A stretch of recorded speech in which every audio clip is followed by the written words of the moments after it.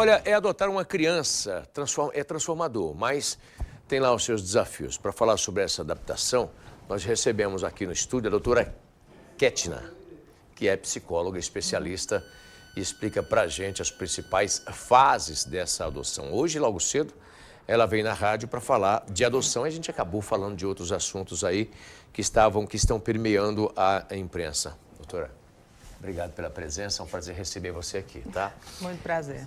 Adoção, fica nesse quadradinho para mim, fazendo um favor, para você ser bem enquadrado ali na televisão. Adoção, para quem chega, para quem está, para quem recebe, né? Explica para a gente as principais fases de uma adoção. O primeiro passo para a adoção é você decidir ser pai ou ser mãe. A adoção não pode ser realizada por caridade. Gosto Esse é o disso. primeiro ponto. É. Adoção Porque não se é você caridade. tiver uma visão de caridade, o que acontece? Só para a gente entender. Quando você melhor. tem uma visão de caridade, você espera gratidão. E a parentalidade, ser pai e ser mãe, tem que partir de um desejo genuíno. Então, quando a gente fala de adoção tardia, eu não posso ter essa ideia de caridade pensando que eu estou ajudando a sociedade, eu estou ajudando aquela criança a sair de um abrigo. Não, aí não funciona. Não deixa de ser um ato de grandeza você adotar, levar para dentro de casa uma pessoa que você não conhece. Basicamente, a adoção, ela também, você está ajudando a salvar uma vida. Isso é real, né? Porém, quem está adotando tem que ver como um filho e pronto. É isso? Você tem que decidir antes de adotar ter um filho. Tem que decidir, né? Então, assim, é uma coragem levar um desconhecido para dentro da sua casa. É um ato carinhoso, é um ato de amor. Não é um ato de adoção, do seu ponto de vista, não é um ato de amor. Você vai trazer para dentro da sua casa uma pessoa que você não conhece e você vai ter um amor por uma pessoa que você não carregou na barriga, né? Que você não, vamos dizer assim, não nutriu essa criança na barriga. Então, você vai ter, não é um ato de amor, no seu ponto de vista? O amor é uma construção. Né? O amor pelo filho biológico também é um processo construído. Né? Existe uma romantização sobre a maternidade biológica que muitas mulheres hoje já estão tendo mais abertura para falar sobre isso. Bacana. De que o amor ele é construído. Porque eu estou gerando uma filha, automaticamente eu não amo aquele ser. Não, isso é uma fantasia romantizada sobre a maternidade. Bacana isso. Então, a maternidade... O amor, então, não é automático? Não. Você vê aquela sementinha, você vê a sementinha crescendo dentro de você, vai se desenvolvendo, mexendo, você vai construindo uma relação com aquela pessoa que está dentro de você. Sim, exatamente. Bacana então, o amor ele é construído, seja na maternidade ou na paternidade biológica, seja na maternidade ou na paternidade adotiva. Deixa eu te fazer uma pergunta. Eu tenho, por exemplo, um filho em casa e eu vou trazer uma outra criança para casa, para dentro de casa. Que tipo de construção que eu posso fazer com o meu filho ou com a minha filha para prepará-lo, né? Porque essa criança vai crescer junto com ela e lá num dado momento a outra criança pode dizer, mas você é adotado, não sei o quê, eu tenho mais direito que você. Esse ciúme rola também, né, doutora? Olha, se rolar, está errado. É porque os vínculos afetivos não foram bem construídos. Que tipo de preparação que o pai e a mãe pode ou devem dar para esse ser que recebe esse outro ser novo em casa? Sim. Eu faço um acompanhamento de preparação para adoção. Bacana. Né? Então, é importante procurar um apoio psicossocial para fazer esse processo de adoção. Na verdade, o pai e a mãe biológica, quando decide ter um filho, também devia fazer esse acompanhamento. Agora já tem a psicologia perinatal também. Vamos lá. Com quantos anos que eu devo dizer à minha filha, ao meu filho, que ele é adotado? Desde o primeiro segundo que você encontrar com ele. Tá, mas você não falou. Né? Qual que é a idade prejudicial para a criança descobrir que é adotada? Qualquer idade. Qualquer idade. A partir do momento que a criança é criada num contexto a parte da realidade, ela vai se sentir traída. Entendi. Depois. A criança? A criança. A criança. Porque se eu de repente, fui criada por você, né?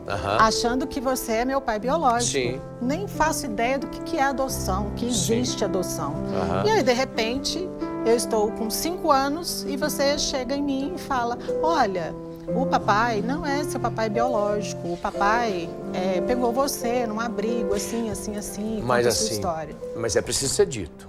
Apesar do problema que a gente pode ter com essa revelação, que vai ser uma revelação que no primeiro momento ela vai causar um problema. É preciso ser dito isso. Sempre. Se não disse ainda, precisa dizer o mais rápido possível. E quando você diz, qual que é o acompanhamento com essa criança? Porque a criança vai ficar olhando para você decepcionada, querendo entender as coisas.